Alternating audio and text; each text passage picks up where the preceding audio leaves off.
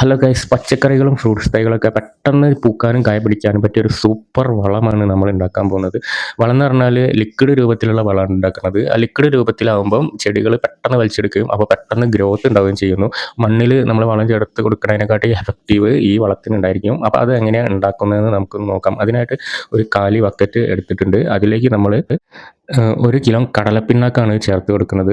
പീടികയിലൊക്കെ വളത്തിൻ്റെ ഈ ഫുഡിൻ്റെ പീടികയൊക്കെ ഉണ്ടാവില്ലേ, മീൻ ഫുഡ് അങ്ങനത്തെ ഒരു ഹോൾസെയിൽ കട പോലത്തെ ഉണ്ടാവില്ലേ, ഈ സൂര്യകാന്തി വിത്ത് അങ്ങനെ ഉണ്ടാകുന്ന കടയിൽ കടലപ്പിണ്ണാക്ക് ഉണ്ടാവും.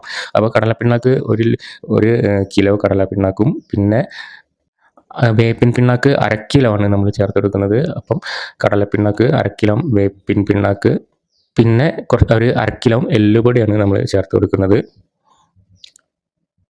ഇനി വേണ്ടത് ശർക്കരയാണ്. ഒരു 100 ഗ്രാം ശർക്കര എടുത്ത് പൊടിച്ച് ഇതിലേക്ക് ഇട്ട് കൊടുക്കുക. അങ്ങനെ ശർക്കരയും കൂടി ചേർത്ത് കൊടുത്തതിന് ശേഷം നമ്മളിനി ചേർക്കുന്നത് വെള്ളമാണ്. ഒരു 5 ലിറ്റർ വെള്ളമാണ് നമ്മളിതിലേക്ക് ഒഴിച്ച് കൊടുക്കേണ്ടത്. അപ്പോൾ അളവ് പാത്രം എടുത്തിട്ട് ഒഴിച്ച് കൊടുക്കാൻ ശ്രമിക്കുക. ഇത് ഇനി നന്നായി മിക്സ് ചെയ്തെടുക്കുക.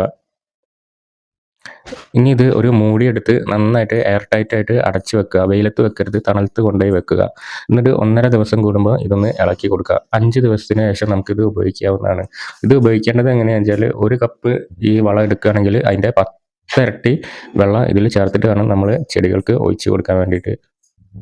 പിന്നെ അത് 7 ദിവസം കൂടുമ്പോൾ ചെടികൾക്ക് നമുക്ക് ഒഴിച്ച് കൊടുക്കാവുന്നതാണ്. പെട്ടെന്ന് പൂവും കായൊക്കെ ഉണ്ടാകാൻ പറ്റിയ ഒരു എഫക്റ്റീവായ വളമാണ്. അപ്പോൾ എല്ലാവരും ഒന്ന് ട്രൈ ചെയ്ത് നോക്കുക. വീഡിയോ ഇഷ്ടപ്പെട്ടാൽ ലൈക്കും കമൻറ്റും സബ്സ്ക്രൈബും ചെയ്യാൻ മറക്കല്ലേ. ബായ്.